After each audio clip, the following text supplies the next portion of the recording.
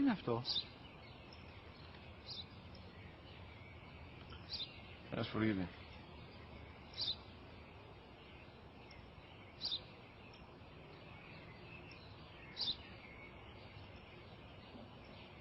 Τι είναι αυτό? Μόλις τώρα στο πατέρα, σφουργίτι είναι.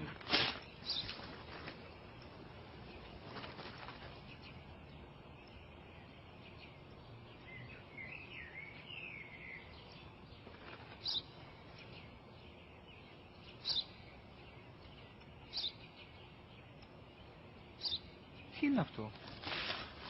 Ένα σπουργίτι είναι, πατέρα. Ένα σπουργίτι. Σπου-γι-τι.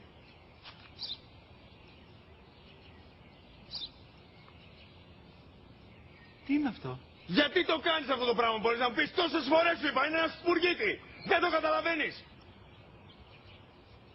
Πού πας?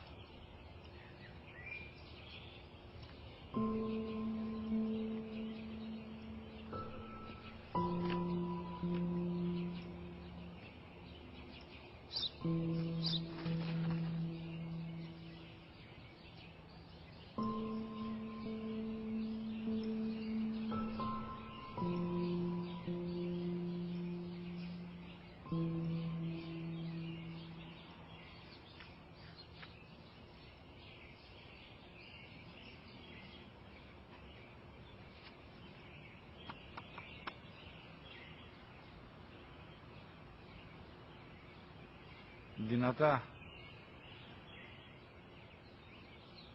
Σήμερα ο μικρός μου γιος που πριν λίγες μέρες έκλεισε τα 3 καθόταν μαζί μου έξω στο πάρκο όταν ένα σπουργίτι ήρθε και κάθισε απέναντί μας.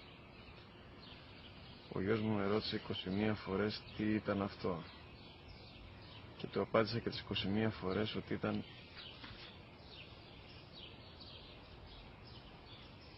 ένα σπουργίτι. Τον αγκάλιασα τρυφερά και τις 21 φορές που μου έκανε την ίδια ερώτηση ξανά και ξανά, χωρίς να εκνευριστώ, νιώθοντας στοργή για το αθώο μου αγοράκι.